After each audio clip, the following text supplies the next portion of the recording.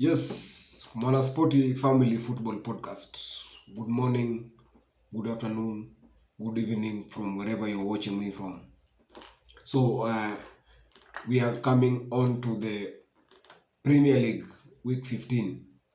So far, so good. Chelsea fans tuko na something to smile about. Manchester, they look like they are recovering, but pia bado mambo haiko sawa. Surprisingly, Manchester City are in the pitfalls. Sijui kama wata come out and who knew? Anslot from nowhere anataka kubeba Premier League. Right now he's sitting on top of the Champions League table. He's sitting on the top of the English Premier League table. And so many much more things to talk about in the English Premier League, including match week 15 leo inaanza Sato. So today the early kickoff is going to be Everton versus Liverpool. This game, usually this is a Merseyside derby and inakuanga na so much congested. Wase wanatokea kuona game wanakuanga wengi sana, as in this game pulls a big crowd every now and again. And today being the last Merseyside derby being played at Goodison Park, I don't think if Everton will be playing on Goodison Park after this match, after this season again. I think watakuwa na relocate kwa kiwanja fulani. They are doing something on their field, so maybe they will not call it Goodison Park anymore. So hii itakuwa Merseyside derby mwisho Goodison Park. And from what I see, from what I can see, I know I'm seeing blurry things, yes, but Everton, they are going to do their best in this game kwa sababu hii ndio kama it is like all the matches wrapped up together in one match. In kama FA final yao, in kama Champions League final yao, it is like everything. Yani in much more Liverpool, they are going to have it hard. And again, remember Everton had a very good game during the weekdays, wakashinda 4-0. Liverpool now walikuwa wameheldiwa at death. So for me, I think Everton were great during the weekday match, and Liverpool were held on a 3-3 draw against Newcastle. So kumbuka game is Alexander Isak, Bruno Guimaraes actually won my heart that day. He played very nice football. So this being the last Merseyside derby at Goodison Park, so it's going to be fragile in there, as in anything can happen. But most probably what I'm seeing, it's a 1-1 draw. Everton hawezi kubali kulose game, even though Liverpool pia wako sawa, tujaona wakilose game ovyo since we lose game against Nottingham Forest. So I think this one is going to be a draw of a 1-1 draw. Then to move on to the next, tutakuwa na Aston Villa will be playing Southampton. If anybody have watched Southampton play football, Southampton are playing a very interesting football to watch. As in ukiona game yao akina Walker Peters, that guy wenye alikuwa mpata yellow card tano, what's the name, Dibling, au say wanacheza game fit sana. Their match is so interesting that you can watch time and again, but the only problem is they are easy to break. So the last game walikuwa walicheza against Chelsea and they were slapped 5. You know, this kind of conceding will not keep you in the Premier League. If you concede too much goals like this, ati leo unapigwa 3, kesho unapigwa 5, another day unapigwa 4, you are most likely go to the relegation, kwa sababu hata relegation battle inatakanga goal difference. Kuna mali nafikanga mmetie points mko 2020, but the problem is you consider too much goal, so wewe goal difference yako inakuteremsha chini. So Newcastle, Southampton, if they don't look out well, I think this is just going to be another season wenye wanateremka. Aston Villa on this side, wase wako sawa. Then wamekuwa kilose my game. Unai Emery, I think amekuwa kilose my game for amekawia sana kuwin game consistently, like kila time, but I think the fixtures zimekuwa tight kwake. All the same, I still see them winning this game on a 3-0 win na on a clean sheet hapa juu. Southampton, I think Southampton they cannot just keep up with the league pressure right now. So Aston Villa will win this game. Then kutakuwa na Brentford na Newcastle. All of us know that Brentford are very lethal when they are at their home. Brentford wakiwa home ni ngumu sana kuwapiga. And something to mention is that Newcastle wanakuja kwa hii game yao ya Brentford na ile morale ya kushikilia Liverpool. Unajua Liverpool sasa ndio the biggest team to beat in England. Actually in Europe.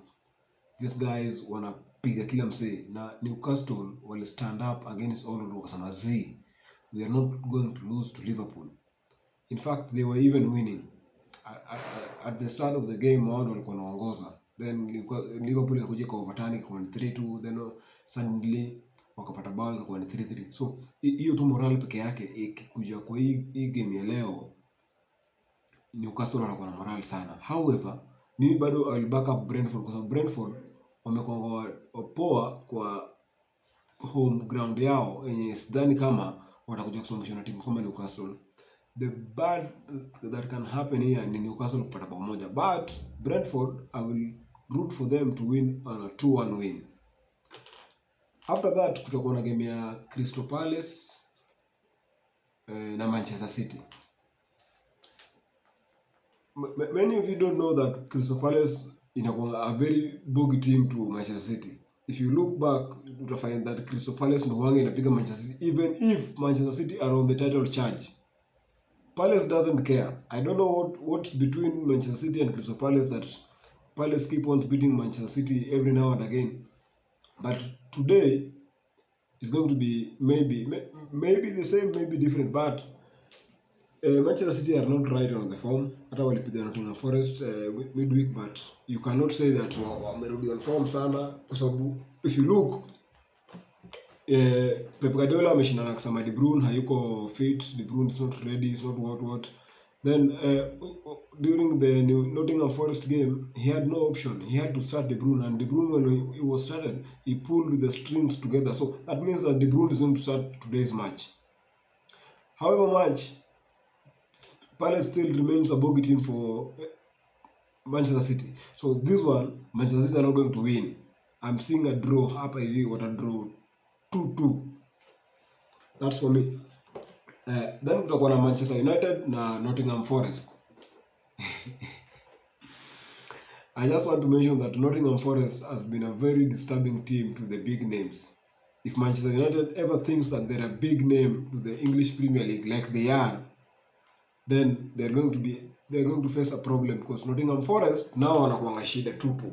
These guys, they drew Manchester City, they drew Chelsea. No, Manchester City beat them. They drew Chelsea, they drew Arsenal, they beat Liverpool, and now they are here to face Manchester United, and they are here to face a vulnerable Manchester United. Let me tell you one thing. I know you have a new bounce-back coach, but surprisingly, Arsenal beating Manchester United was not something to go about because everyone expected that except for the Manchester United fans. So here Leo is going to hit different. Manchester United cannot beat Nottingham Forest. I'm rooting for Nottingham Forest to at least take a point from Old Trafford this evening.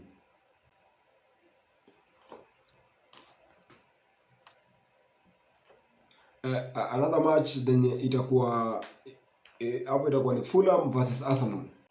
You all should remember that when Arsenal wanted the league so desperately last season, when Arsenal came out gun blazing to take the league, it was Fulham amongst two clubs that destroyed Arsenal's title charge.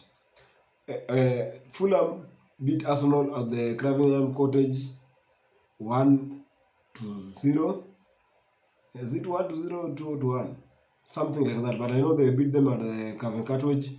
Then they draw at Emirates. So Arsenal lost 4 points. Fulham took 4 points from Arsenal. So, and that was it. So if today Arsenal don't come out clean, they're still going to suffer the same because this is a derby. And once a derby, always a derby.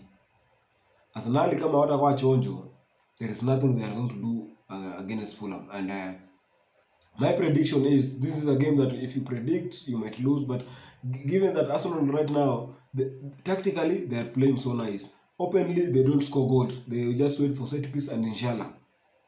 So if Fulham can do away with that set piece thing, then this game is going to end in a draw. Trust you me, this is a 1-1 draw. Moving forward, we'll be facing Bournemouth. Bournemouth will be facing Ipswich. Bournemouth will be away. And Bournemouth, when they are good, they are good. I don't know what comes up to these people. Bournemouth zingine wanakuwa poa wakiwa home, but again they just lose focus and things just escalate and sasa wanapigwa and hey, Bournemouth, what the fuck is happening? So hapa hivi naona Ipswich pia wamekuwa kiteseka, hata walikuwa lose game against Crystal Palace in the midweek, and I know they will need to respond positively against Bournemouth. So this one is going just to end in a draw of 2-2 pia. Then kutakuwa na one of the biggest last Sunday match itakuwa Tottenham facing Chelsea. I don't think Chelsea right now are in a position to lose, because if you look at last season and this season Chelsea, these are two very different teams. The last season Chelsea only was built around Cole Palmer. This season Chelsea is coming from everywhere, and I'm even convinced with Enzo Maresca. I was having a problem with Enzo Maresca starting maybe sometimes you find he's starting Madueke and he's starting Joao Pedro on the left wing. So when he explained, he said that Chelsea wakona, they got these players, kind of players with pacey. So they are pacey wingers, and they are wingers who are good at the ball. You look at somebody like Sancho. Sancho is not a pacey winger, but he's very good at the ball. He will deliver the pass, he will tackle some 2-3, he will dribble past 2-3 defenders and then give out a good pass. But look at someone like Pedro Neto. That guy has pace.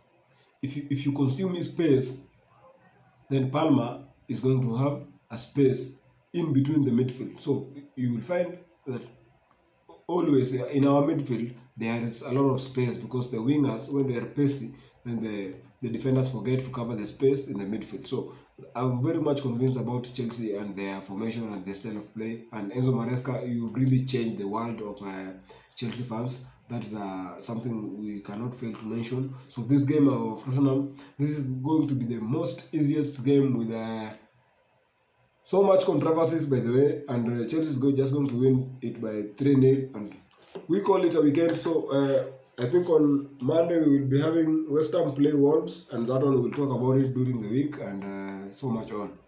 Yeah, thank you and goodbye. My name is Jack.